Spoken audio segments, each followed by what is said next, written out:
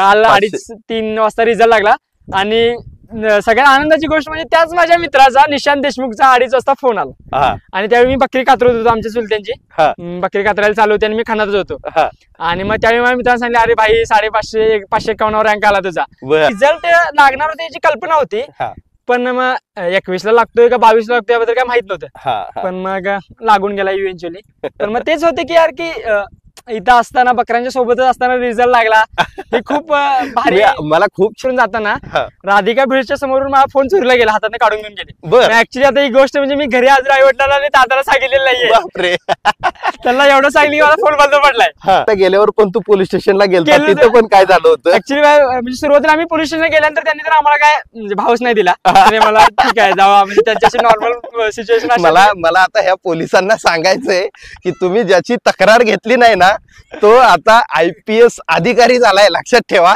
So तो नेहमी मला म्हणायचा की भाई काय नाही रे तू जसा आता आहे जसा नॅचरल जरी UPSC मध्ये राहिलास भाई त्यांना तुझ्यासारखे टॅलेंटेड मुलं पाहिजेत यार जे की खूप lower rungs of the society मधून आलेत त्यांनी खूप स्ट्रगल केलाय म्हणजे नॅचरल आहे की त्यांनी स्ट्रगल केलाय आणि माझ्या अंगावर पण आता काटे लागलेत आणि पेपर देऊन आल्यानंतर मला असं कॉन्फिडन्स होतं की यार ऍटलीस्ट सिलेक्शनचं फायनल राहू दे पण ऍटलीस्ट इंटरव्ह्यूचं ते कॉल येईल आणि नंतर मला समजलं की माझा इंटरव्ह्यूचा कॉल 3 मार्कांना राहिला सो ज्यावेळी माझा फॉरेस्टचा रिझल्ट लागला 15 दिवस ऍटलीस्ट मी कोम्यामध्ये गेल्यासारखं होतं की म्हणजे ऍटलीस्ट 1 महिना राहिलाय आणि म्हणजे आपल्या देशातल्या एका डिफिकल्ट एक्झामिनेशनचा इंटरव्ह्यू द्यायला चाललोय कोर्टात वगैरे कसं भगवद्गीता ठेवतात की खरं बोलणार खोटं सांगणार नाही तसं आमच्या धनगर समाजाच्या बाबतीत असं आहे की भंडाऱ्यावर हात ठेवून खरं सांगणार भंडाऱ्यावर हात ठेवला की कोण खोटं बोलणार नाही बरोबर मित्रांनो आजचा हा जो इंटरव्ह्यू आहे ना हा माझ्या आयुष्यातला कधीही पुढेही होणार नाही आजपर्यंतही झाला नाही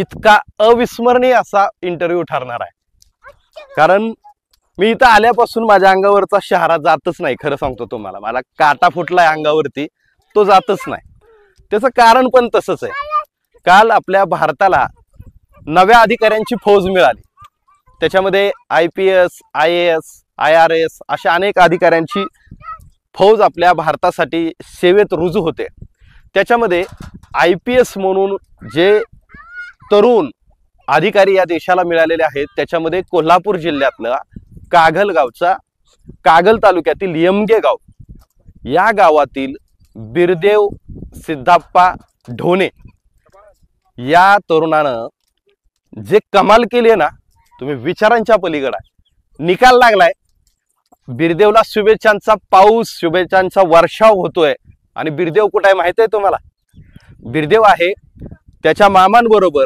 या मेंढ्यांच्या वाडग्यावर कर्नाटकमध्ये बेळगाव जवळ असलेल्या या माळरानावरती सध्या बिरदेव आपल्या बरोबर आहे सुरुवातीला बिरदेव तुझं खूप खूप खूप अभिनंदन आणि सुरुवातीला मी माफी मागतो कारण आज मी तुला इंटरव्ह्यू घेताना तुझं किंवा एकेरी भाषा वापरणार आहे तर त्याबद्दल सुरुवातीला कारण उद्याचा म्हणजे खरं तर तू आज अधिकारी आहेस आणि तू IPS अधिकारी आहे म्हणजे कशीच काहीच कल्पना करवत नाहीये तुम्ही विचार करा आपला एखाद्या IPS IAS अधिकाऱ्याकडे बघण्याचा दृष्टिकोन काय असतो आपण त्याच्याकडे ज्यावेळेस बघतो त्यावेळेस एक कुठलं तरी मोठ्या कुटुंबातला त्याची एंट्री होणार ती एखाद्या 4 व्हीलर मधून अगदी हाय पाय गाडीतून अशा पद्धतीचं हे सगळं वातावरण असताना बिरदेवला ज्यावेळेस मी सकाळी फोन केला की बिरदेव मला तुम्हाला भेटायचंय त्यावेळेस त्यांनी मला सांगितलं की सर मी आता माझ्या मामांबरोबर मेंढ्यांकडे आहे मला शॉक बसला मी रात्री मुंबईवरून आलो होतो तरी सुद्धा मी ठरवलं जिथं बिरदेव असेल तिथं आपल्याला जायचं बारामतीचे डॉक्टर चोपडे यांचा मुलगा प्रांजल आहे ते पण अधिकारी आहेत त्यांच्याकडून मला नंबर मिळाला आणि मी बारामतीहून परत थेट निघालो कर्नाटकमध्ये पोहोचलो आणि बिरदेव यांच्याशी आपली भेट झाली मला हे सगळं ज्यावेळेस मी इथं आलो त्यावेळेस मला सगळं हे आश्चर्य वाटत होतं बिरदेव आताही मेंढ्यांच्या मागं आहे मला हा प्रवास नंतर जाणून घ्यायचा बिरदेव मला तुमच्याकडून सुरुवातीपासून तुमचा बालपणाचा काळ तुमच्या वडिलांचा काळ हा सगळा जाणून घ्यायचा आहे काय तुमचं बालपण कसं राहिलं तुमची घरची आर्थिक परिस्थिती कशी राहिली ऍक्च्युली माझे वडील आर्मीसाठी ट्राय करायचे म्हणजे आर्मीमध्ये शिपाई म्हणून भरती व्हायसाठी माझे वडील ट्राय करायचे पण मग वडिलांनी ट्राय केलं पण नंतर एज बार झाले. म्हणजे त्यांच्या सोबतचे मित्र भरती झाले पण वडील एज बार झाले. पण मग आजोबा म्हणाले की बस झालं आता, झालं तुमचं आता, जेवढं ट्राय करायचं तेवढा ट्राय केला, पण मग आता तुम्ही चला बकरी राखायला. मग पप्पा शिकले त्यावेळी 10वी पास झाले होते पप्पा. मग पप्पा बकरी राखायला आले, म्हणजे आजोबा बकरी राखायला घेऊन आले. मग आजोबांची बहीण म्हणजे मामांची आमची आई, सो मग सोबतच बकरी असायची त्यांची. मग आम्ही लहान असायला म्हणजे पहिली दुसरी मला वाटतं शाळेलाच गेलो नसेल मी मोस्टली. गेलो तरी म्हणजे थोडंफार गेलो तर ठीक, नाही गेलो तर ठीक, की गावाकडे त्यावेळी एवढं काही सिरियसनेस नसायचं नाही, म्हणजे ठीक आहे म्हणजे काय शिक्षक मग काय विचारायचे नाहीत आणि ठीक आहे, मग मोस्टली बकऱ्यातच असायचो. पण मग मला वाटतं की त्यानंतर एक 6वी 7वी पर्यंत आम्ही मोस्टली सुट्ट्यांना वगैरे 2 महिने वगैरे आलो तर बकऱ्यातच असायचो. आणि मग त्यानंतर मात्र बकऱ्यात यायचं मात्र प्रमाण कमी होत गेलं. जसं अभ्यासाची काठीण्यता वाढत गेली तसं आमचं बकऱ्यात यायचं थोडंफार कमी झालं. बरोबर. पण मग ज्यावेळी 8वी मध्ये NMMS ला माझं सिलेक्शन झालं, पण त्याच्या आधीची एक कल्पना आहे की 5वी मध्ये NMMS ला आपलं नवोदयला सिलेक्ट व्हायचं खूप अशी मनात इच्छा होती माझ्या. आणि माझ्या गावातले 2 विद्यार्थी पण झाले होते. पण मग ते खूप दुःख मनाशी होते की यार की म्हणजे मी वर्गात थोडं त्यावरच 1-2 नंबर मध्ये यायचो गावामध्ये आणि मला सिलेक्शन झालं नाही. इतकं वाईट वाटलं की यार की म्हणजे त्यावेळी खूप रडलो मी ऍक्च्युली. आणि माझ्या शिक्षकांना असं वाटत होतं की यार ह्याचं होऊन जाईल, म्हणजे मला सांगलीमधून फॉर्म भरला होता पण माझं झालं नाही. पण मग ते एक मनाशी खूप खेद होता की यार माझं झालं नाही सिलेक्शन. सो मग ती म्हणजे कुठेतरी भरी काढायसाठी 8वी मध्ये NMMS मध्ये माझं सिलेक्शन झालं. त्यावेळी म्हणजे असं वाटलं की यार म्हणजे काहीतरी थोडंफार आपण प्रयत्न केले तर मग होत आहे. आणि पण NMMS ला बसण्यामागचा मेन हेतू होता की पैसे मिळणार होते, म्हणजे ऍक्च्युली की वर्षाला 6,000 म्हणून 4 वर्ष 24,000 मिळणार होते. ते खूप महत्वाचा मेन हेतू होता. पण मग सुरुवातीला माझे आई वडील बकरीच राखायचे, पण जसं आम्ही शिकू लागलो आणि शैक्षणिक मध्ये थोडी चांगली प्रगती करू लागलो, मग तसे आमचे शिक्षक वगैरे वडिलांसारखे शाळेकडे बोलावं लागले की पोरगं तुमचं जरा हुशार आहे, जरा लक्ष द्यायला लागते तुम्हाला, बाकीच्या पोरांच्या नादाला बिदाला लागलं तर जरासं बिघडू शकते. मग पप्पानी काय नाही आमचं ठरवलं आणि बकरी मामांच्यात घातली आमच्या.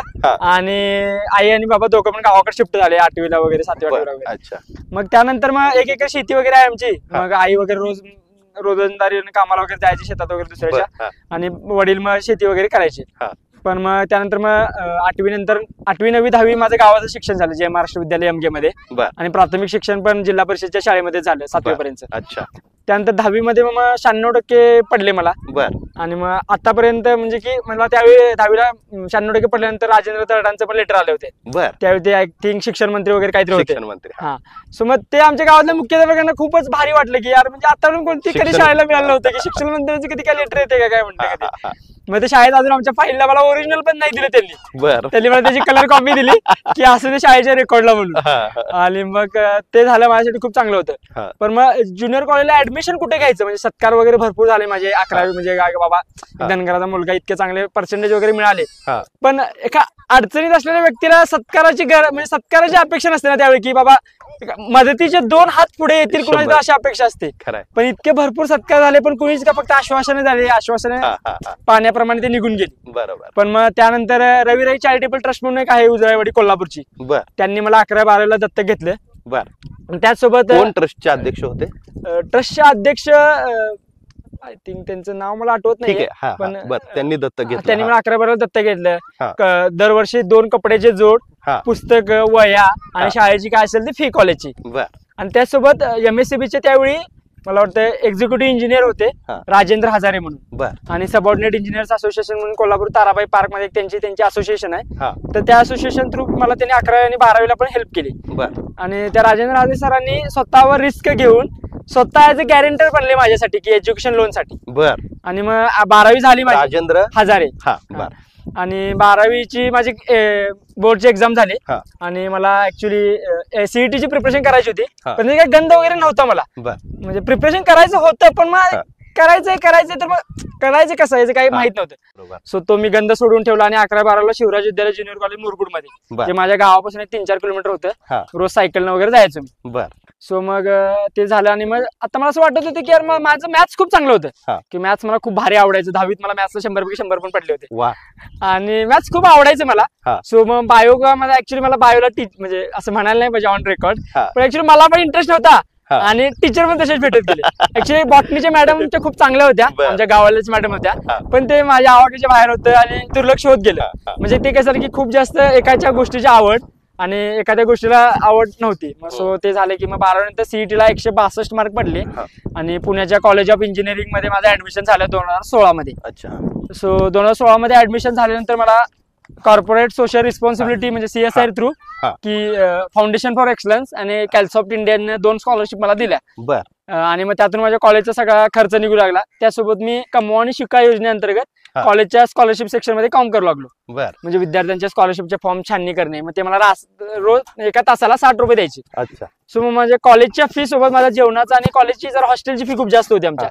म्हणजे ऍक्च्युली शासकीय कॉलेज होतं पण ऑटोनॉमस झाल्यामुळे खूप जास्त फी वाढली होती, भरमसाठ फी वाढली होती. मग आमच्याला ते आमच्यासारख्या किशाला परवडणार नव्हतं. सो मग आपण शिकवून वगैरे ते भागवायचं. म्हणजे ते माझा एक होता की यार की आता घरच्यांवर किती ताण टाकायचं. अगदी खरं. सो मग मी स्वतः कमावून शिकाय जेवढं रोज 2-3 तास जमेल तेवढा अभ्यास म्हणजे काम करायचो. त्यातनं म्हणजे 200-300 रुपये मिळायचे रोज ते. मग इंजिनिअरिंगच्या 3rd इयरला लास्ट इयरला असताना आमच्या कॉलेजमधून त्यावेळी 2018ला 19ला समजा इकडे तिकडे 17 विद्यार्थी सिलेक्ट झाले UPSC मध्ये. बर. सो मग ते एक होतं की यार की म्हणजे आणि त्यांचे सिलेक्शन झाल्यानंतर आमच्या कॉलेजच्या मेन ऑडीमध्ये थोडं फेलिसिटेशन सेरेमनी वगैरे होता. आणि मग विद्यार्थी सांगताना ऐकायचे की मी इकडचा आहे तिकडचा आहे. मग त्यांना ऐकल्यावर असं वाटायचं की यार हा होऊ शकते तर म्हणजे आपण का नाही, सिमिलर सोशिओ इकॉनॉमिक बॅकग्राऊंड आहे आणि म्हणजे सेम कॉलेजलाच आहे, माझ्यापेक्षा कमी CGPA होता तर तो करू शकतोय तर मग आपण काय करू नाही शकत. बर. आणि मग इंजिनिअरिंगच्या 3rd इयरला वगैरे असताना इंजिनिअरिंग कुठं college of engineering Pune COEP. So इंजिनिअरिंगच्या 3rd इयरला वगैरे असताना मी NCERTची पुस्तकं वाचायला चालू केली. पण मग त्यावेळी इतकं इंग्लिश काय माझं चांगलं नव्हतं. म्हणजे इंग्लिश कसं आहे टेक्निकल इंग्लिश होतं. ओके. पण मग ह्युमॅनिटीच्या सब्जेक्ट मधलं तर तो गंध नव्हता आपल्याला. BA म्हणजे पॉलिटी, इकॉनॉमी, हिस्ट्री, सोसायटी, जॉग्राफीचा वगैरे. पण मग मी त्यावेळी इंग्लिश वाचायचो आणि इंग्लिश मधल्या शब्दांचा मराठीमध्ये काय अर्थ आहे तो मी तिथे लिहून घ्यायचो. अच्छा. मग 3rd इयर माझं तसंच निघून गेलं की म्हणजे NCERT वाचायचं, त्यातलं त्यांचं मराठी अवघड शब्दांचा मराठी शब्द लिहून घ्यायचं. मग माझे काही सिनियर वगैरे होते, प्रांजल सारखे म्हणा किंवा बाकी प्रांजल माझा सिनियर आहे म्हणजे भारतीय वंशमध्ये महाराष्ट्र कॅडर आहे. मग ते कॉलेजमध्ये असं आमचा सिव्हिल सर्व्हिसेस ऍस्पिरंट्स क्लब म्हणून आहे कॉलेजचा. मग सिनियर्स एकमेकांना तिथे सपोर्ट करतात. मग तिथल्या एका मला सिनियरनं सांगितलं की पेपर तुला इंग्लिशमध्ये द्यायचा आहे, क्वेश्चन पेपर मध्ये पण इंग्लिश मध्ये येणार. बरोबर. सो मग तू ट्राय कर की इंग्लिश मध्ये ज्या शब्दांचा तुला अर्थ समजत नाहीत त्या शब्दांचा अर्थ तू इंग्लिश मध्येच लिहून घे. मग मी मेरे वेबसाईटची एक डिक्शनरी डाउनलोड केली मोबाईल मध्ये आणि मग इंग्लिश जे शब्द अवघड जायचे त्या शब्दांचा अर्थ त्याने NCERTच्या बुकवर लिहायचो. आणि त्याच दरम्यान मी इंग्लिश न्यूजपेपर पण वाचायला चालू केलं. इंडियन एक्सप्रेस न्यूजपेपर वाचायचो मी. सो मग ते न्यूजपेपर वाचणं, कधी कधी इंग्लिश मूव्ही इतकं जमलं नाही मला बघायला, माझी रूममेट बघायची ऍक्च्युली, पण मला ते काही जमलं नाही आणि मला ते आवडलं पण नाही. सो इंग्लिश न्यूजपेपर वाचून आणि हे NCERTचे बुक्स वगैरे वाचून थोडं इंग्लिशवर कमांड आला. सो लास्ट इयरला एक सिच्युएशन आली की प्लेसमेंटला बसायचं आहे की नाही बसायचं. मी ZS असोसिएट्सचा हे दिली, FT दिली. FT क्रॅक झाली माझी. पण मग FT दिल्यानंतर आणि FTचा रिझल्ट लागूपर्यंत त्या फेज मध्ये असं डिसाईड केलं की मी यानंतरच्या कोणत्याच FTला बसणार नाही. अरे बापरे. ठीक आहे. आता म्हणजे एक मला माझे शाळेचे शिक्षक वगैरे म्हणजे आमच्या ज्या मॅडम होत्या 7वी 8वी पर्यंतच्या, त्या म्हणायचे की जोपर्यंत माणूस मागचे दोर कापत नाही तोपर्यंत पुढे आयुष्यात प्रगती करता येत नाही. सो मला असं वाटलं की आता मी जॉब नाही घेणार आहे तर मग ठीक आहे, फुल टाइम प्रिपरेशन करणार आहे.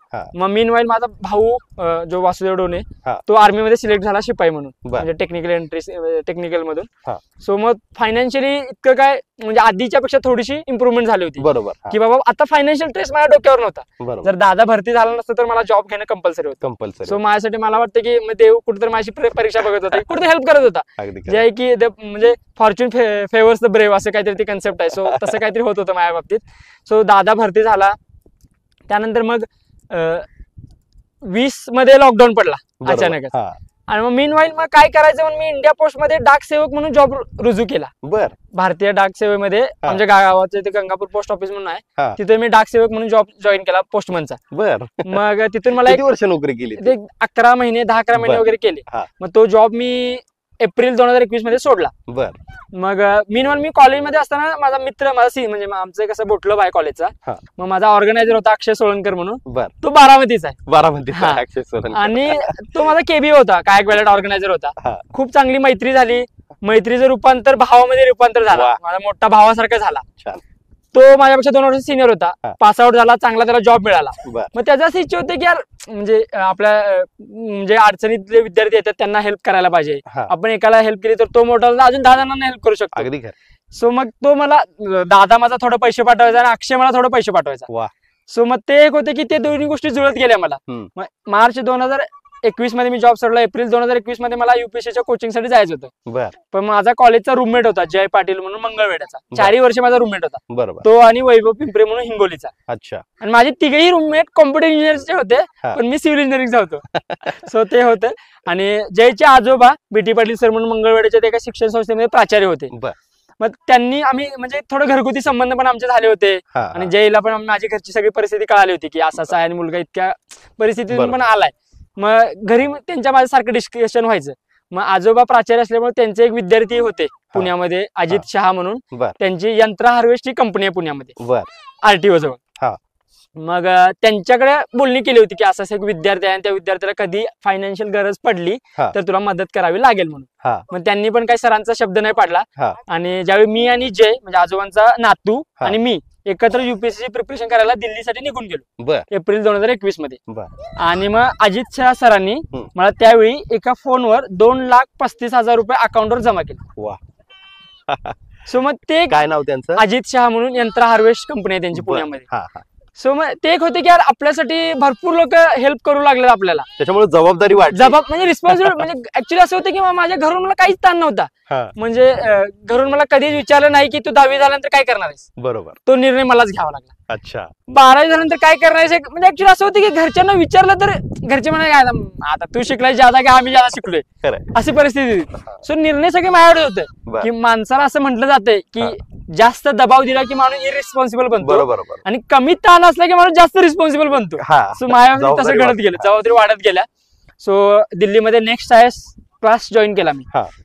एप्रिल 2021 पासून 2022 पर्यंत 1 वर्षाचा क्लास जॉईन केला. मे 2022 मध्ये युपीएससीची पहिली प्री दिली. पहिली प्री दिली आणि पहिली प्री नापास झालो. अच्छा. पहिली प्री पास झालो. तो फर्स्ट अटेम्प्ट होता माझा. पण त्याच वर्षी सीडीएस ची प्री दिली मी, कंबाईंड डिफेन्स सर्व्हिसेस म्हणून लेफ्टनंट म्हणून आर्मी मध्ये जॉईन व्हायची प्री दिली होती. ती प्री निघाली माझी आणि माझ्या सीडीएसचा इंटरव्ह्यू होता. पण मग त्याच दरम्यान 2023 मध्ये मी दिल्ली सोडलं कारण दिल्लीत राहण्याचा खर्च खूप जास्त होता आणि तो माझ्या खिशाला परवडण्याजोगा नव्हता. बरोबर. आणि दादाला पण पेमेंट किती असणार आहे, शिपाई म्हणून आर्मीत काय तुम्हाला माहिती आहे कशी कंडिशन आहे, ती पण खूप चांगली कंडिशन नाही आहे इंडियन आर्मीतल्या शिपाईंची. सो दादा मला थोडं पैसे पाठवतात. सो दादाचं पण म्हणणं होतं की आता झालाय क्लास वगैरे पण दिल्लीमध्ये राहून काय करायचं. आणि सगळ्यात वर्स्ट थिंग दिल्ली बाबतीत हे आहे की वातावरण इतकं खराब आहे की भाई नाहीच मॅनेज करू शकत. गरमीमध्ये इतकी गरमी आहे की नाही सहन करू शकत आणि थंडीमध्ये इतकी थंडी आहे की राहूच नाही शकत. आणि आम्ही ऍक्च्युली दिल्लीमध्ये लाईट येऊ नये म्हणजे लाईट बिल येऊ नये आणि ते 300 युनिट 200 युनिट फ्री असायचे ना, अरविंद केजरीवालची कृपा होती आमच्यावर. आणि 300 युनिटच्या पुढे क्रॉस होऊ नये आम्ही एसी पण नाही लावायचो. सो ते आम्ही झालं थोडं मॅनेज झालं. मग फेब्रुवारी दिल्ली सोडली मी. मग त्या मीनवाईल पिरियड मध्ये मेन्सचा थोडी प्रिपरेशन केली. माझ्या मित्रांना फोरम आयशी मेन्सची टेस्ट सिरीज लावली होती जय पाटीलनं, त्याची मला थोडी हेल्प झाली. सो मग मेन्सच्या सेक्शनल टेस्ट लिहून थोडंफार मेन्सच्या आन्सर रायटिंगची प्रॅक्टिस झाली. मग फेब्रुवारी 2023 मध्ये ज्ञानप्रबोधिनी पुण्यामध्ये मला ऍडमिशन पाहिजे होते. आणि पण मग ऍडमिशन ज्ञानप्रबोधिनीमध्ये मिळणं म्हणजे खूप कठीण टास्क होता. आणि तिथली ऍडमिशनची प्रोसेस तिथले विवेक कुलकर्णी सर आणि सविता कुलकर्णी मॅडम ते 2 जण बघतात. आणि म्हणजे असं आहे की त्यांचं स्वतः ते इंटरव्ह्यू घेतात विद्यार्थ्याचा. म्हणजे स्टडी रूमला ऍडमिशन देण्याची त्यांची अनोखी प्रोसेस आहे. त्यांना एखादा विद्यार्थी पटला तरच ऍडमिशन देणार, तिथे वशिला वगैरे काय चालणार नाही की म्हणजे तुम्ही एकदा सरांना पटलं तर ऍडमिशन नाही तर नाही. मग माझे सिनियर म्हणजे प्रांजल चोपडे म्हणा माझा सिनियर होता, आशिष पाटील, प्रतीक फाळके, सुमित साळके वगैरे, सौरभ देशपांडे वगैरे माझे सिनियर लायब्ररीमध्ये होते. सो माझं असं म्हणणं होतं की आता सिनियर आहेत आणि सीव्हीपीच्या मुलांचं कसं आहे की एक 4 वर्ष त्याच मुलांच्या मध्ये राहिल्यानंतर एक IQ डेव्हलप होतो. नंतर असं होतं की बाकीच्या मुलांच्या मध्ये थोडं मिक्सअप होणं डिफिकल्ट होऊन जातं. बरोबर. मग थोडं वाटलं की यार सिनियर आहे, थोडं मार्गदर्शन पण करतील. प्रांजलला सांगितलं की यार थोडं तू बोल सरांशी. मग प्रांजल सरांशी बोलला थोडं विवेक कुलकर्णी सरांशी. आणि मग सरांनी भेटायला मला बोलवलं. मग माझं प्रीचं वगैरे मार्क प्रोबेबल त्यावेळी रिझल्ट लागला नव्हता कारण युपीएससी असं आहे की प्री आता दिली की पुढच्या वर्षी रिझल्ट लागतो. मग सरांनी मला विचारलं, मग सरांनी मला ऍडमिशन दिलं. ऍडमिशन दिल्यावर मला खूप भारी वाटलं कारण सगळे मला विचारायचे की भाई तुझी प्री वगैरे क्लिअर नाही झाली तरी सरांनी तुला कसं काय ऍडमिशन दिलं. मग मला ऍक्च्युअली त्यावेळी काहीच कळलं नाही. मग मी सरांना म्हणायचे काय माहित राव कसं काय ऍडमिशन दिलं, मला सरांनी काय माझ्यात बघितलं काय माहित नव्हतं. सो 2000 मग माझा सीडीएसची जी मी प्री दिली होती त्याचा इंटरव्ह्यू माझा एप्रिल 2023 मध्ये होता आणि माझी UPSC ची प्री मे 2023 मध्ये होती. बर. म्हणजे मला थोडं कन्फ्युजन क्रिएट झालं की यार काय करायला पाहिजे, काय नाही करायला पाहिजे, जायला पाहिजे नाही जायला पाहिजे. हो हो कारण इंटरव्ह्यू SSB चा इंटरव्ह्यू म्हणजे मुलं त्यासाठी आयुष्य वाया घालवतात. बरोबर. आणि माझ्या हाताची संधी आलेली आणि मला संभ्रम होता की जायचंय की नाही जायचं. मग मी आमच्या त्या सविता कुलकर्णी मॅडम होत्या, त्यांना म्हणजे आम्ही त्यांना ताई म्हणतो आवडीने. आणि मग ताईंना वगैरे भेटायला गेलो की त्या सायकोलॉजी मध्ये त्यांची PhD आहे. बर. मग त्यांना भेटायला गेलो आणि माझी सगळी परिस्थिती सांगितली की असं झालंय असं झालंय. मग ताईंनी मला त्यावेळी सांगितलं की मला आता ह्या सिच्युएशनला असं दिसतंय की तुझी UPSC ची प्री निघते. वा. सो तू डिसाईड कर की जायचं की नाही जायचं. बर. कारण तू गेलास तर तुझे ते जायचे 2-4 दिवस, जर स्क्रीनिंग झालास तर ते पुढचे 5 दिवस, 10 दिवस गेले. आणि तो क्रिटिकल पिरियड होता. एप्रिलच्या एंड मध्ये माझा इंटरव्ह्यू आला होता. सो म्हणजे हा निर्णय म्हणजे तुझ्या आयुष्यातला सगळ्यात मोठा निर्णय होता. म्हणजे त्यावेळेस जर तू तिकडे इंटरव्ह्यूला जात होता तर मग इकडे तुझी माहित नाही म्हणजे की सांगता येत नव्हतं. बरोबर. सो मग एप्रिल 2023 मध्ये माझा दुसरा अटेम्प्ट होता. प्री दिली. त्यावेळी माझी सिव्हिल सर्व्हिसेसची पण प्री निघाली आणि फॉरेस्ट सर्व्हिसेसची पण प्री निघाली. मीनवाईल मला प्रिपरेशन करताना डेंग्यू झाला सिव्हिलच्या मेन्सच्या दरम्यान. पण ठीक आहे, एक्सक्यूज नव्हतं. मला 675 मार्क पडले. तर मला समथिंग कट ऑफ 30-35 मार्कांवर वगैरे राहिला सिव्हिलचा कट ऑफ. त्यानंतर मग सिव्हिलला झालं नव्हतं, एक खंत होती. आणि आजारी पडलो होते, खूप जास्त खंत होते की माझा दादा नेहमी म्हणायचा अभ्यास कमी कर, आजारी पडू नकोस. कारण तो थोडा फिजिकल फिट असायचा आणि खूप मेंटेन असायचं, त्याचा डाएट वगैरे खूप मेंटेन असायचं. सो मी फॉरेस्टच्या मेन साठी नागपूरला गेलो. मग प्रांजल त्यावेळी फॉरेस्टचा रिझल्ट लागला होता प्रांजलचा, IFF झाला होता. आणि प्रांजलने मला खूप हेल्प केली म्हणजे ऑप्शनल कोणता घ्यायचा, ऑप्शनलला कसा अभ्यास करायचा. त्या 50 दिवसामध्ये मी 2 ऑप्शनलचं प्रिपरेशन केलं. आणि पेपर देऊन आल्यानंतर मला असं कॉन्फिडन्स होतं की यार ऍटलीस्ट सिलेक्शनचं फायनल राहू दे, पण ऍटलीस्ट इंटरव्ह्यूचं ते कॉल येईल. आणि नंतर मला समजलं की माझा इंटरव्ह्यूचा कॉल 3 मार्कांना राहिला. सो ज्यावेळी माझा फॉरेस्टचा रिझल्ट लागला 15 दिवस ऍटलीस्ट मी कोम्यामध्ये गेल्यासारखं होतं की म्हणजे ऍटलीस्ट खूप डिसअपॉइंटेड झालो होतो. कारण माझ्या सोबतच्या मित्रांचं झालं होतं जे आम्ही एकत्र करायचं. बरोबर. मग 2023 मध्ये मग माझा मित्र एकदम खूप चांगला मित्र निशांत देशमुख IFS झाला इंडियन फॉरेस्ट सर्व्हिस मध्ये, त्याचा चांगला रँक आला. आणि अजून एक माझा मित्र होता अक्षय वाळे म्हणून, त्याचा मग रँक आला. मग जवळच्या मित्रांचा रँक आला आणि आपला आला ही खंत होती. 2000 पुन्हा एकदा मला जिद्द पण तयार होती. मग निशांत मला खूप मोटिवेट केलं की अरे ठीक आहे यार काय नाही, म्हणजे success is a temporary, hard work is permanent. हा त्याचा नेहमी म्हणायचा की. आणि मग त्यांना ते मला सांगितलं की यार काय नाही पुढच्या वेळी ट्राय कर. मग निशांत पण फॉरेस्ट झाला होता, पण त्याला IAS बनायचं होतं, तो रिपीट करणार होता. सो मग आम्ही एकत्र रिपीट केलं.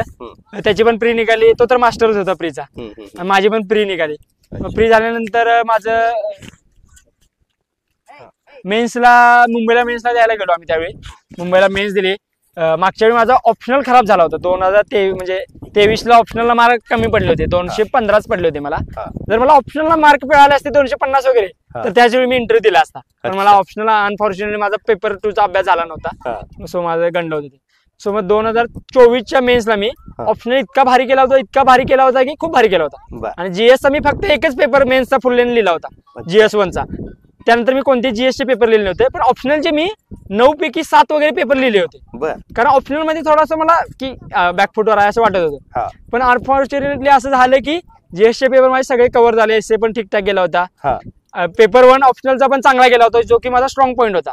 त्यावेळी मला 2023च्या मेन्सला पण चांगले मार्क पडले होते. मग मला असं वाटत होतं की त्या मार्कांमध्ये अजून एक 10-15 मार्कांची वाढ होऊन जाईल, म्हणजे तो 150-160 पर्यंत जाईल. पण पेपर 2 इतका रॅन्डम निघाला की खूपच अवघड निघाला. पेपर देऊन मला असं झालं की अरे भाई साहेब काय इतका अभ्यास केला आणि दरवेळी स्ट्रेट फॉरवर्ड पेपर असायचा आणि आता खूपच रॅन्डम पेपर झाला. मग मला ते खूप वाईट वाटलं. मीनवाईल माझा CAPF चा प्री निघाली, माझी CAPF ची, म्हणजे त्यांची प्री आणि मेन्स एकाच दिवशी असतात. मग आता रिझल्ट अनफॉर्च्युनेटली माझी फॉरेस्टची प्री निघाली नव्हती. मग आता काय करायचं म्हणून मी CAPF च्या फिजिकलची तयारी चालू केली. CAPF च्या फिजिकल पण क्लिअर झालं, मेडिकल क्लिअर झालं. आणि CAPF चा पण माझा आता पुढच्या मे महिन्यामध्ये इंटरव्ह्यू आहे UPSC चा. त्या असिस्टंट कमांडंट साठी. आणि मग समथिंग 20 डिसेंबरला वगैरे UPSC चा निकाल लागला. फॉर्च्युनेटली किंवा अनफॉर्च्युनेटली म्हणा, बाकी ज्यांच्यासाठी माझं लिस्ट मध्ये नाव होतं. पण माझ्या खूप जवळच्या मैत्रिणीचं जिने मला खूप हेल्प केली होती GS 1 साठी. आणि ती इतकं होतं की तिला बोर झाली की ती पेपर लिहायची. म्हणजे कोमल फडतरे म्हणून ती पण बारामतीची आहे. होय का? म्हणजे इतका कोइन्सिडेंट आहे की सगळे बारामतीचे मित्र निघू लागले. आणि पहिला इंटरव्ह्यू सुद्धा बारामतीच्याच पत्रकाराला देतो. आणि मग कोमलने मला खूप हेल्प केली होती, कोमल फडतरेने. पण अनफॉर्च्युनेटली तिचं झालं नाही. म्हणजे मला असं वाटत होतं की ऍटलीस्ट माझं नाही झालं तर तिचं तरी होईल असं वाटत होतं मला. पण मग तिचं अनफॉर्च्युनेटली नाही झालं. खूप वाईट वाटलं मला, कारण मेन शेवटी आम्ही सोबत वगैरे राहिलो होतो, खूप हेल्प केली होती, ग्रुप डिस्कशन केलं होतं मी. आणि निशांचं पण झालं नाही, मग ते पण खूप वाईट वाटलं होतं.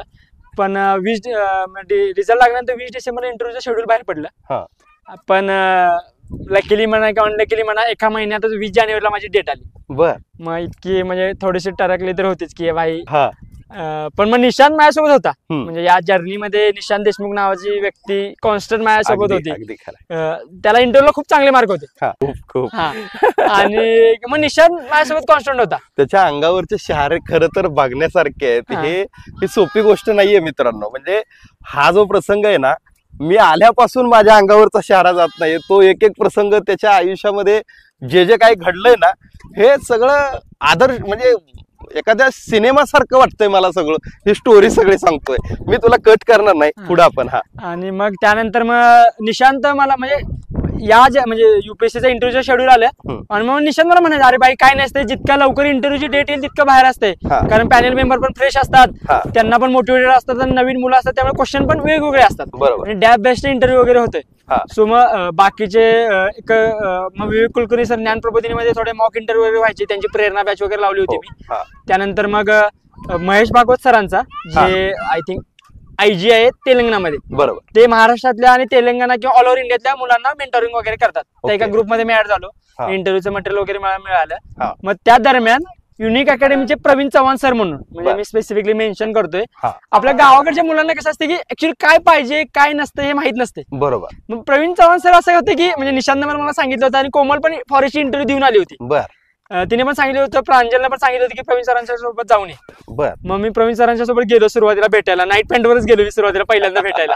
मग सरांना वगैरे भेटलो. मग सर मला भेटून वगैरे खुश झाले की यार म्हणजे इतका डिफिकल्ट सिच्युएशन मधून तू मेन्स क्रॅक करतोय, हीच खूप आनंदाची गोष्ट आहे.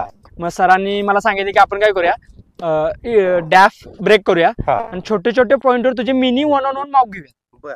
मग म्हणजे मी पोस्टामध्ये जॉब करत होतो, तर त्या पोस्टाच्या सगळ्या स्कीम्स म्हणा, किंवा समजा पोस्टामध्ये तुला टॉपचा अधिकारी बनवला तर तू काय निर्णय घेशील पोस्टाच्या बाबतीत, मग किंवा पोस्ट बंद करायला पाहिजे का, कारण लॉस मध्ये चाललंय का, हे असे सगळे वगैरे क्वेश्चन्स.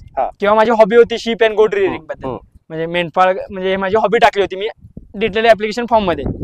मग त्यामध्ये सगळी माहिती की म्हणजे तुमचे आता सगळे म्हणजे बकरी आहेत, तर मग बकरी कुठून कुठं फिरताय सीझन वाईज, बकऱ्यांना कोणत्या प्रकारचे रोग होतात, त्यांना कोणत्या प्रकारचे औषधे देताय, बकऱ्यांचा मिल्क यील्ड किती आहे, त्यांचा मिल्क यील्ड वाढवायला काय करायला पाहिजे, वूल इंडस्ट्रीचा इंडियामध्ये काय सिच्युएशन आहे, मग तुमचं जे आम्ही लोकल उत्पादन करतोय ते कमी का आहे. मग असं सगळ्या गोष्टींचा म्हणजे इंटरव्ह्यू साठी त्यांचं काय म्हणणं आहे, तुम्ही जे फॉर्म मध्ये टाकलंय त्याबद्दलच्या बेसिक गोष्टी तुम्हाला सगळ्या माहिती असायला पाहिजे. काही काही वेळा असं होतं की मुलं आर्टिफिशियल हॉबी तयार करतात, बरोबर, आणि त्याबद्दल वाचतात आणि ते मगअप करतात, बरोबर. माझ्या बाबतीत ते नव्हतं. आणि ऍक्च्युअली इंटरव्ह्यू मध्ये हेच झालं. त्यांनी मला क्वेश्चन विचारला की शेळी किती दूध देते, मी सांगितलं की 300-400 ml वगैरे दूध देत्या. मग त्यांनी मला विचारलं की शेळीचं मिल्क यील्ड वाढवायला काय करायला पाहिजे. मग मी त्यांना सांगितलं की सानेन गोट ऑफ स्वित्झर्लंड खूप फेमस आहे मिल्क यील्ड साठी, त्याला क्वीन ऑफ गोट म्हणतात. त्याच्यासोबत क्रॉस ब्रीडिंग वगैरे केलं तर आपण मिल्क यील्ड वापरू शकतो, वाढवू शकतो. हे त्यांना चांगलं वाटलं, कारण मी ऍक्च्युअली करून गेलो होतो या गोष्टी. आणि मग त्यांनी मला विचारलं की आजकाल डॉक्टर वगैरे शेळीचं दूध का रिकमेंड करू लागले, म्हणजे काय आहे की असं शेळीचं दूध का घ्यायला. मग मी त्यांना सांगितलं की शेळी कसं आहे की इकडे तिकडे फिरत असते आणि मल्टिपल मेडिसिनल प्लांटचा पाला खाते, बरोबर, आणि त्या गोष्टी शेळीच्या दुधामध्ये उतरतात आणि ते डायबिटिक पेशंटसाठी खूप हेल्पफुल असतं. मग हे मला वाटतं हे जे उत्तर होते की जे चेअरमनला खूप आवडलं, की बाबा इतकं डिटेल्ड इन्फॉर्मेशन, आणि म्हणजे त्यांना की रिअल लाईफ वाले उत्तरच त्यांना भेटलं होतं की का आहे आणि का नाही आहे त्यांना माहित होतं. सो त्याबद्दल एक पॉझिटिव्ह ऍटमॉस्फिअर तयार झालं होतं इंटरव्ह्यूला. आणि मग बाकी ऍक्च्युअली इंटरव्ह्यू मग ठीकठाक गेला होता. आणि एक शॉकिंग मध्ये इंटरव्ह्यू हे होतं की 4 मेंबरनी मला क्वेश्चन विचारला, आणि 5वे मेंबर जे होते की ते माझ्या लेफ्ट हँड साईडला बसले होते, ते माझ्या फुल टाइम असं बघत होते एकसारखे. आणि मला समजत होते की यार की 4 लोकांनी मला क्वेश्चन विचारले, आणि मी यांच्याकडे मान वळवली की आता क्वेश्चन विचारतील म्हणून, आणि त्याने म्हणाले की नाही सर मुझे कुछ क्वेश्चन नाही पूछने. मला तिथे थोडासा फंबल झालो की मॉक म्हणजे असं कधी व्हायचं नाही की सगळे क्वेश्चन विचारायचे. बरोबर. मग अशा सिच्युएशनला कसं रिॲक्ट करायचं माहित नव्हतं. पण ठीक आहे, इव्हेंच्युअली होऊन गेलं ते. पण मग हेच वाटतंय की मे बी माहित नाही आता मार्क्स कुठे किती आलेत काहीच माहित नाही. बर. पण इव्हेंच्युअली काहीतरी कॉम्बिनेशन चांगलं झालं आणि काल 2:30-3 वाजता रिझल्ट लागला. आणि सगळ्यात आनंदाची गोष्ट म्हणजे त्याच माझ्या मित्राचा निशांत देशमुखचा 2:30 वाजता फोन आला. आणि त्यावेळी मी बकरी कातरत होतो आमच्या चुलत्यांची. बकरी कातरायला चालू होती आणि मी खानातच होतो. आणि मग त्यावेळी माझ्या मित्रांनी सांगितलं, अरे भाई 551 रँक आला तुझा. बर. मग खूपच आनंदाची काय भावना होती ज्यावेळेस हा फोन आला? त्यावेळेसची भावना काय होती? पहिली भावना येत होती की एकदम खूप जास्त रडू येत होतं आणि असं सगळं आठवत होतं की यार लहानपणापासून एक उराशी बाळगलेले स्वप्न आणि आज एक स्वप्नात उतरते. म्हणजे हे सांगताना पण माझ्या काय आता तुझं तुझी जी अवस्था झाली आहे ना ती माझी झाली, त्या मामांची झालीये, त्या तुझ्या मामाच्या मुलांची झाली, सगळ्यांचीच ही अवस्था झाली. म्हणजे खूप कल्पना शक्तीच्या पलीकडचं सगळं आहे. म्हणजे हा ज्यावेळेस आता मी पण सकाळी तुला फोन केला होता त्यावेळेस तू मला ज्यावेळेस बोलला की सर मी आता पण मेंढ्यांकडे आहे, मला तर प्रश्नच पडला कारण हा IPS अधिकारी जो उद्याची देशाची सेवा करायला चाललाय आजही इतका मातीत आहे, आजही तो ह्या मेंढ्यांशी ह्या मातीशी इतका जोडलेला आहे. मला तुला ह्याच प्रश्नावरती खरं तर आणायचं आहे की बिरदेव, ह्या सगळ्या गोष्टींपर्यंत जेवढा आपल्या बुद्धिमत्तेचा कस लागतो तेवढंच ह्या मातीमध्ये ताकद असावी लागते. 100% म्हणजे ह्या सगळ्या गोष्टींचा तुझ्या आयुष्यात म्हणजे तू तर सांगितलं की हा तुझा जन्मजात व्यवसाय आणि तो इंटरव्ह्यू मध्ये तुझ्या कामाला आला आणि माझा रिझल्ट पण बरोबर त्याच दिवशी लागला. मी इतके दिवस गावीच होतो पण फॉर्च्युनेटली अनफॉर्च्युनेटली माझे वडील थोडेसे आजारी होते, किडनी स्टोनचं ऑपरेशन झालं होतं. मला तो प्रश्न विचारायचा आहे तुला म्हणजे आणि ऍक्च्युली त्यांना पण थोडं चेंज ऑफ इन्व्हायरमेंट म्हणून आम्ही मामांच्याकडे आलो. आणि दोन्ही पण मामा आहेत माझे धाकटे मामांचे पण इथे बकरी आहेत, थोरले मामा आहेत आणि धाकटे मामांचे पण इथे भरतीच बकरी बसायला आहेत. मग इकडे गेल्यावर थोडं दूध वगैरे मग बकऱ्यांचं वगैरे कसं पप्पांना वगैरे खाऊन सवय लहानपणापासून. आणि मग थोडं वातावरण पण बदलतं, इकडे माणसं पण आपले आहे, थोडं बोलायचं बोलायचं पण भारी वाटतंय थोडं. मग आम्ही आलो होतो आणि 2-3 दिवसांना आम्ही आलो आणि म्हणजे रिझल्ट लागणार होते याची कल्पना होती. पण मग 21ला लागतोय का 22ला लागतोय याबद्दल काय माहित नव्हतं. पण मग लागून गेला इव्हेंच्युअली. पण मग तेच होते की यार की इथं असताना बकऱ्यांच्या सोबतच असताना रिझल्ट लागला हे खूप भारी. मला खूप छान वाटलं. तुझ्या डोक्याला आता ही भंडारा आहे. मला वाटतं रिझल्ट लागल्यानंतर पाया पडून आलास की रोजच भंडारा असतो? आमचा कसा आहे, मामांचा मुलगा किंवा मामा आमचे थोडे पुजारी आहेत, सो मग भंडारा नेहमीच कपाळाला असतोच. म्हणजे गावात वगैरे गेलो की मी पूजा वगैरे संध्याकाळी चालू असते 7-8 वाजता, देवळात घंटे वगैरे वाजायला चालू की जाऊन देवाला वगैरे पाया पडून येतोच, भंडारा लावतोच आमच्या इथे. म्हणजे ते आहे ना की कोर्टात वगैरे कसं भगवद्गीता ठेवतात की खरं बोलणार खोटं सांगणार नाही, तसं आमच्या धनगर समाजाच्या बाबतीत असं आहे की भंडाऱ्यावर हात ठेवून खरं सांगणार, भंडाऱ्यावर हात ठेवला की कोण खोटं बोलणार नाही. बरोबर. मग हे एक होतं की आणि तेच की म्हणजे यातून सांगायचा उद्देश हाच की माणसाने कितीही मोठे जरी झालं तर आपल्या परिस्थितीची जाणीव असलं पाहिजे आणि मातीचं जे आपलं जे नातं आहे ते नेहमी कायम राखलं पाहिजे. कारण धरणी माता ही जी एकमेव आहे जी आपल्या आई नंतरची जी आपली चांगले चिंतत असते.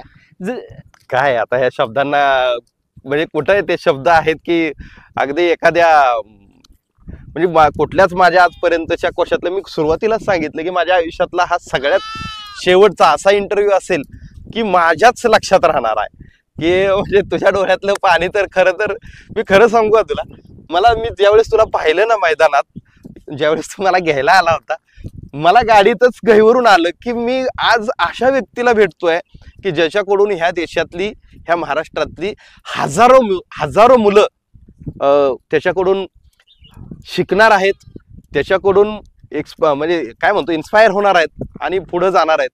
आजही तू इतक्या साध्या लेवलनी किंवा एवढं साधेपणा तू IPS अधिकारी झालायस. फोन येत आहेत तुला, स्विच ऑफ झाला तुझा फोन अक्षरशः. मला तो फोनचा एक किस्सा कळाला. तो फोनचा किस्सा काय होता की आता हा फोन पण तुझा नाहीये स्वतःचा, काय विषय येतो नेमका? काय झालं की मी इंटरव्ह्यू दिला नंतर मी ज्ञानप्रबोधीला अभ्यासाला असताना रात्री 11 वाजता अभ्यास करून जाताना राधिका भिडच्या समोरून मला फोन चोरीला गेला, हाताने काढून घेऊन गेले. ऍक्च्युली आता ही गोष्ट म्हणजे मी घरी आज आई-वडिलांना आणि दादाला सांगितलेलं नाहीये. त्यांना एवढं सांगितलं की मला फोन बंद पडलाय.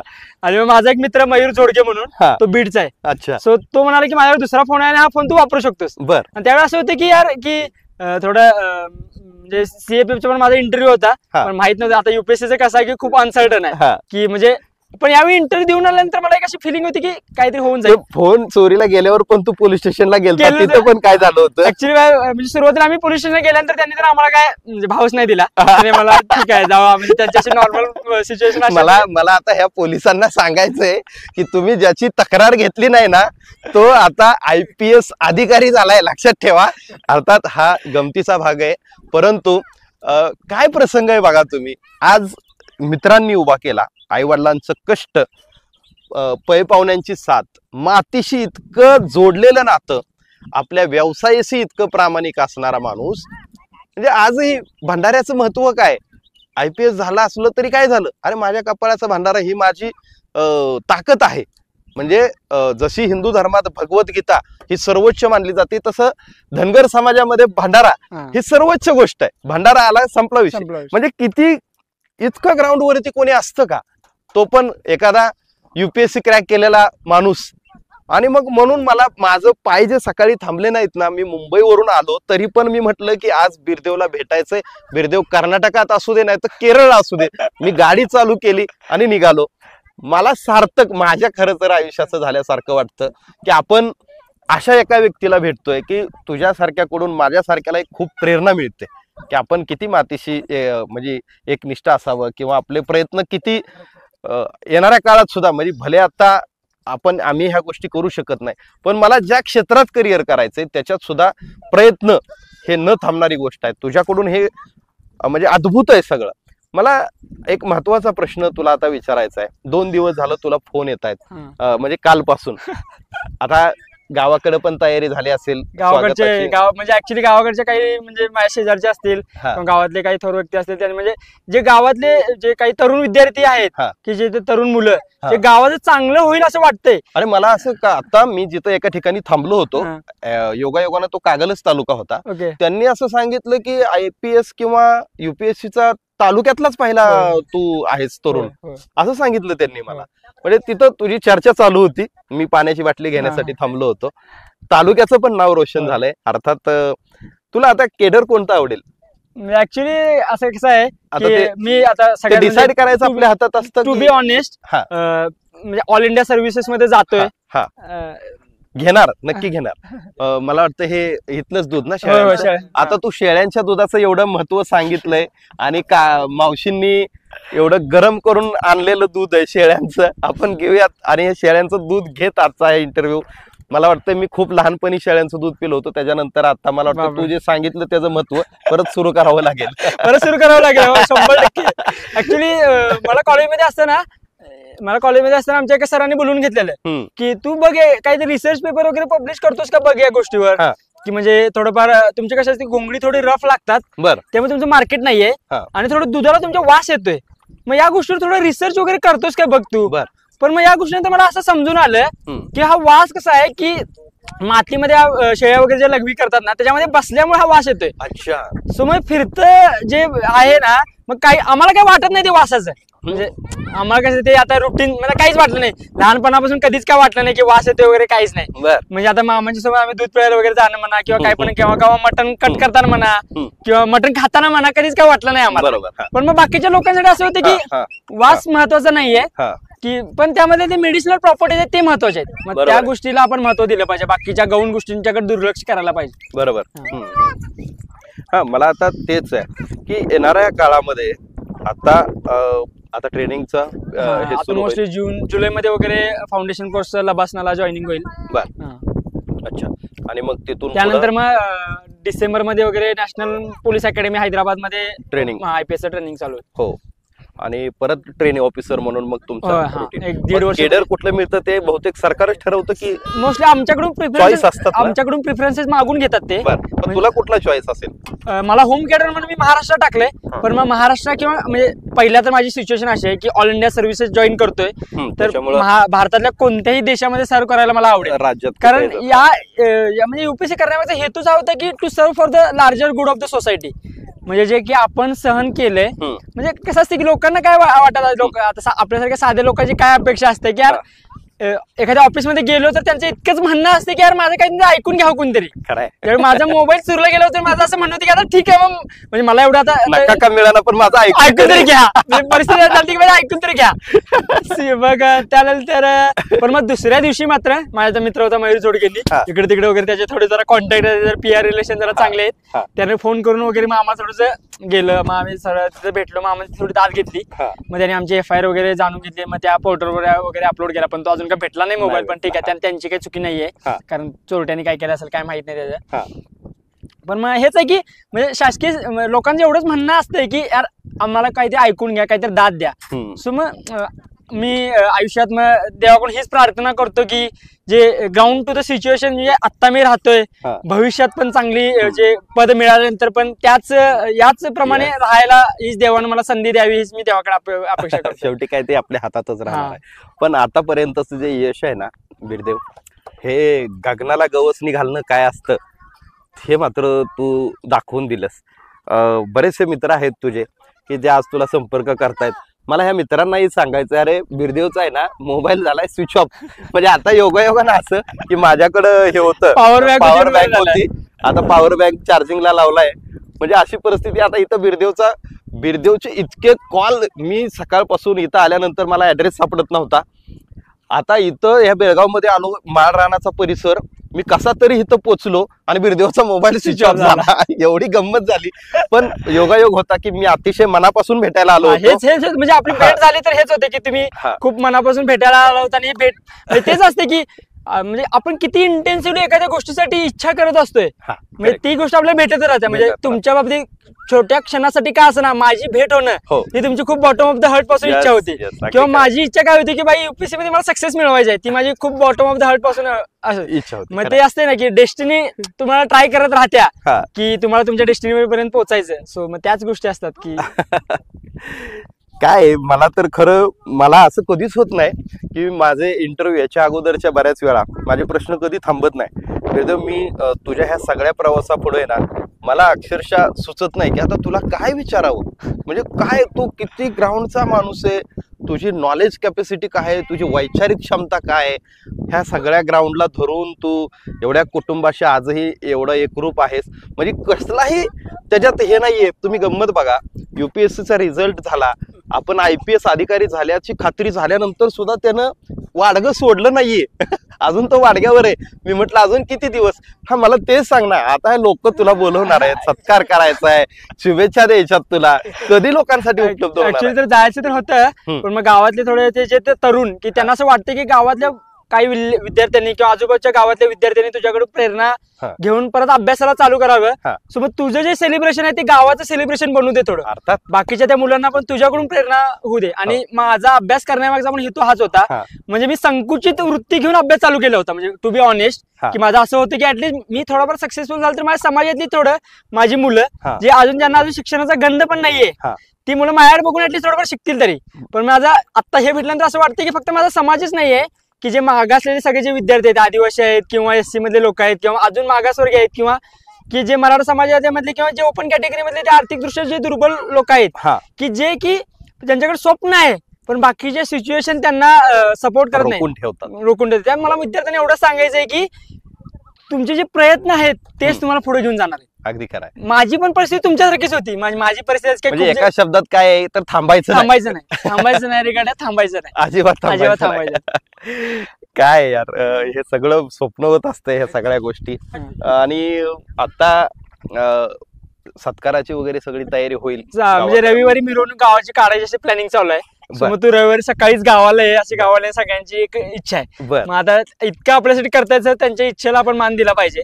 सो मग आता तोपर्यंत इथंच राहायचा प्लॅन आहे आपला. तरी आता हे मामा लोकांना ह्यांना माहितीये का तू केवढा साहेब झालाय ते? त्यांना मी फक्त असं ऍक्च्युली सकाळी मला बेळगावच्या SPचा फोन आला होता, भीमाशंकर सरांचा, की येऊन ऑफिसला भेट देऊन जाऊया. म्हणजे थोडा ऍज अ टीन जॉब मी त्यांना थोडं की बाबा कसा असतंय बघायसाठी मी आमच्या चुलत्यांना आणि मामांना SP ऑफिसला घेऊन गेलो होतो. अरे वा, आज बर.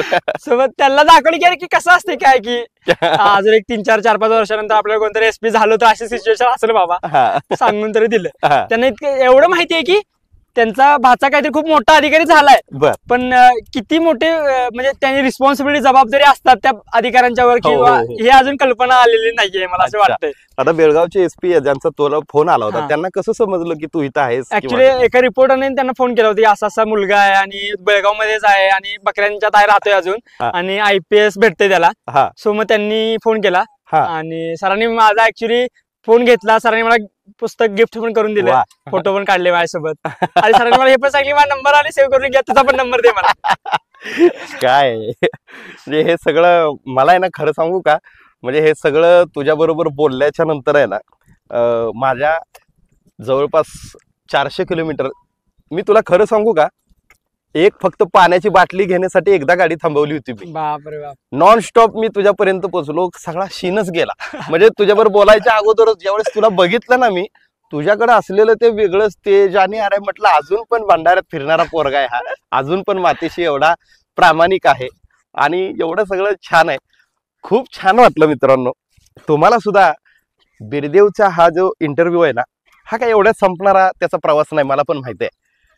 पण काही गोष्टी अशा असतात की बिरदेवला मीच ऐकत राहिलो, मला तर त्यांनी प्रश्न विचारायची संधीच दिली नाही. तुम्ही पण ऐकत राहणार आहात हे पण मला माहिती आहे. पण ह्या सगळ्या गोष्टी होत असताना बिरदेव सारख्या तरुणांची आज त्यानं एक स्वतःच्या बाबतीत एक गोष्ट बोलून दाखवली की मला लोकांच्या प्रती जे काही करायचंय ते थोडक्यात ज्यावेळेस ॲज प्रोफेशनल जबाबदाऱ्या तो स्वीकारेल त्यावेळेस खऱ्या अर्थानं लोकांची सेवा त्याची सुरू होणार आहे. अर्थात ज्यावेळेस रिझल्ट लागला तेव्हापासूनच ती जबाबदारी वाढली, पण अजून ट्रेनिंग आहे, बाकीच्या गोष्टी आहेत. पण त्यानंतर मात्र त्याला या देशासाठी काय करायचं हे देखील त्याने बोलून दाखवलं. मित्रांनो, बिरदेव ढोणे याचा हा जो प्रवास आहे ना, हे तुम्हाला कसा वाटला हा जरूर नक्की तुम्ही कमेंट करून सांगणार आहात, त्याबद्दल अजिबात दुमत नाहीये. पण बिरदेव सारख्या किंवा आपण म्हणतो की बिरदेवनी सांगितलं, खरं आता मी त्याच्यात अधिकचं काही सांगणं गरजेचं नाही. जर तुमच्यामध्ये इच्छाशक्ती असेल ना तर तुम्हाला कोणीही थांबवू शकत नाही, फक्त तुमची कष्ट करण्याची तयारी असायला पाहिजे. बिरदेव म्हणतो थांबायचं नाही गाड्या, थांबायचं नाही. बिरदेव बद्दल नक्की कमेंट कराल, शुभेच्छा द्याल. आणि हो बिरदेव, सुरुवातीलाच मी पण सॉरी म्हणतो, कारण मी शोधत, तू तर बघितलं मी पण नाईट पॅन्ट वर आणि असाच होतो, कारण मी मुंबईवरून आलतो, चेंज केला आणि बसलो आणि ठरवलं म्हटलं जाऊयात. मी तुला एक फुल पण देऊ शकलो नाही, पण मी अंगत ते घड्याळ दे. हे जे घड्याळ आहे ना, हे आता जस्ट घेतलेलं आहे, हे माझ्याकडून तुला जसं आहे तसं तुला आवडेल ना आवडेल, पण ही माझ्याकडून छोटीशी भेट. वास्तविक पाहता ही पण खरं तर मला आलेली भेटच होती, पण ह्याच्यापेक्षा माझ्या आयुष्यात दुसरं काय नसणार आहे. पण हे माझ्याकडून एक छोटीशी भेट, म्हणजे हे 2च दिवस झालं घेतलेलं आहे, ती पण भेट आलेलं आहे. तर ही माझ्याकडे आलेली भेट आहे ना, ही मी तुला देऊन टाकली. म्हणजे टू बी फ्रँक मी सरांच्या सिच्युएशन मध्ये असतो तर मी कधीच मला गिफ्ट आलेली गोष्ट कधीच दुसऱ्याला दिली नसती. म्हणजे टू बी ऑनेस्ट माझ्याकडे आता खरं सांगू का, हे घड्याळ ह्या माळामध्ये तुझा रिझल्ट लागल्याच्या नंतर मी पहिली मुलाखत घेतली याचाही मला अभिमान आहे. आणि हे फार ते काही महागडी वस्तू वगैरे नाही, नक्कीच नाही, पण मला आता खरंच द्यायला तुझ्याकडे काही नाही. पण मी घड्याळ का द्यायचं ठरवलं माहितीये का, ज्याला वेळेची किंमत कळते, ज्याला प्रत्येक क्षणाची किंमत कळते, UPSC क्रॅक करणं ही सोपी गोष्ट नाहीये. तुमचा एक एक मिनिट महत्वाचा असतो. त्याने ज्या 2-3 सिच्युएशन सांगितल्या की अशा परिस्थिती होती की मला इकडं इंटरव्ह्यू पण आहे आणि परत इकडं प्री पण आहे, त्यावेळेस काय निर्णय घ्यायचा, म्हणजे एक एक मिनिटाचा निर्णय हा आयुष्याची दिशा ठरवणारा होता. म्हणून ती वेळ समजली पाहिजे, त्या वेळेचं महत्व समजलं पाहिजे आणि प्रत्येक गोष्ट ही वेळेत केली पाहिजे हे दाखवलं. म्हणून माझ्याकडून घड्याळ ही छोटीशी भेट आहे, त्याबद्दल थोडस हे आहे. पण दुसरं एक, बारामतीचं तुझं नातं वेगळं आहे, तुला बारामतीला यायचंय. म्हणजे मी frankly to be frank on the screen, I owe my success to Akshay and Akshay family. To be frank की म्हणजे अक्षयने मला खूप म्हणजे असं मला म्हणजे जाणीव नाही करून दिली की अक्षय माझा भाऊ नाहीये. बरोबर. कधीच अक्षय म्हणा किंवा अक्षय सोलनकर. अक्षय सोळंकर हा. आणि त्यांच्या मिसेस पण ऐश्वर्या वहिनी बर. त्या ऍक्च्युली आता सध्या बेंगलोरला शिफ्ट झाल्यात. हा. पण मला ऍक्च्युली सख्या दिरासारखी वागणूक दिली त्यांनी. वा वा. सख्या एकदम सख्या दिरासारखी. मी कधी गेलो माझे कपडे धुतले, मला जेवायला मी परत येताना डबा घेऊन दिला मला जेवण. वा वा. मला म्हणजे दरवेळी माझी फ्री झाल्यानंतर मेन झाल्यानंतर माझ्यासोबत जेवायला यायचे ते. अरे वा. म्हणजे अक्षयने कधी पैसे नाही पाठवले तर वहिनी अक्षराला न सांगता मला पैसे पाठवायच्या. वा. सो हे खूप म्हणजे आयुष्यात न विसरणारी गोष्ट आहे की म्हणजे 100%. लाईफ लॉंग इंडेप्टेड टू अक्षय वहिनी. बारामतीला सत्काराला यायचंय. 100% ट्रेनिंगला जायच्या अगोदर हो, 100% मी सगळ्यांशी बोलेन हो. आणि सत्काराचं नियोजन नक्की करेल. हो, हो. तुला यावं लागेल. हो. पुन्हा एकदा खूप साऱ्या शुभेच्छा आहेत. Thank you so much. आणि खूप छान वाटलं तुला भेटून. हो. मी आता आहे ना अगदी आता माझ्या आजचा जाताना मी अगदी एक मुक्काम करून जाणार, पण आज मला तुला भेटायचं होतं. भेटलो, खूप छान वाटलं. सगळ्या प्रेक्षकांनाही खूप छान वाटलं असेल. ते कळेल, लोकांना काय वाटलं हे कमेंट मधून हो. कळेल.